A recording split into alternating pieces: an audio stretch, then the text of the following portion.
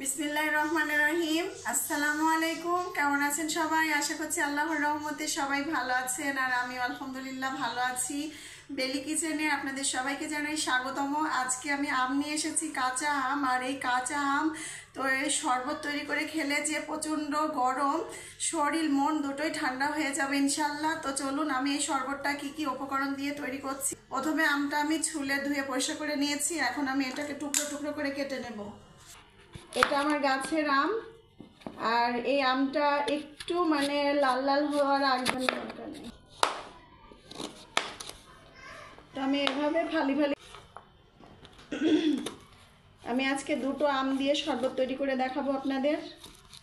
আর যে গরম পড়তেছে, এই গরমে এই আমের শরবতটি খুবই কার্যকর। পরে ভয়েস হয় না আর। তো এই যে কাটা হয়ে গেল। এখন আমি এই যে ব্লেন্ডারের এই জারে নিলাম। বিসমিল্লাহ। অল্প করে পানি দেব, একবারে দেব ফ্রেশ পুদিনা পাতা। এরপর দিয়ে দেব ধনিয়ার পাতা। এগুলো কিন্তু কাঁচা মরিচ, বেশি দেব না, ঝালটা আপনাদের পছন্দ অনুযায়ী দিয়ে নেবেন। দিয়ে দেব বিট লবণ, গোলমরিচের গুঁড়ো, এরপর দিয়ে দিচ্ছি লবণ, দিয়ে দেব চা চামচের 2 চামচ চিনি দিয়ে দেব, পছন্দ অনুযায়ী দিয়ে নেবেন। আমার দিয়ে দেব এখানে 1 টুকরো লেবুর রস। লেবুর রসটা দিলে আরো বেশি ভালো হয়। এখানে অল্প একটু পানি দিয়ে দিচ্ছি, পরে লাগলে আমি এখানে পানিটা অ্যাড করে দেব। এখন আমি এটা ব্লেন্ডার জারে পেস্ট করব। বিসমিল্লাহ বিসমিল্লাহ। এখন আমি ছাঁকনি দিয়ে ছেঁকে নেব। আপনারা চাইলে, আমার ছাঁকনিটা ছোট হয়ে গেছে সেজন্য ছেঁকে নিয়েছি। আর এই ছাপড়াগুলো থেকে গেল, আর পিওরি যে জুসটা বেরিয়ে গেল দেখুন খুব সুন্দরভাবে। এটা এখন কয়েক গ্লাস তৈরি করব জুস। বিসমিল্লাহ।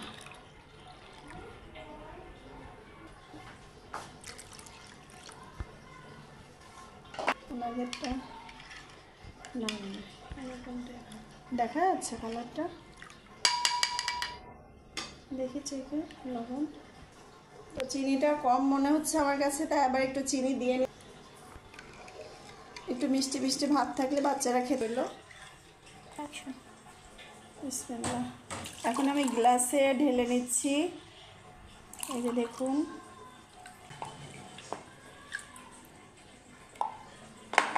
লেবু দিয়ে দিচ্ছি যাতে দেখতে আরো সুন্দর লাগে, কারণ পরিবেশনটাই হচ্ছে মেন। পরিবেশন যদি ভালো হয়, দেখতে ভালো হয়, খেতেও কিন্তু জিনিসটা রুচি লাগে, ভালো লাগে।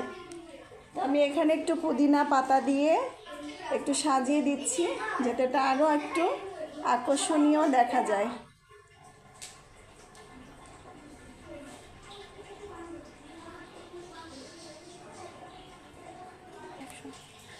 এখানে আমি একটু বরফের টুকরো দিয়ে দেব।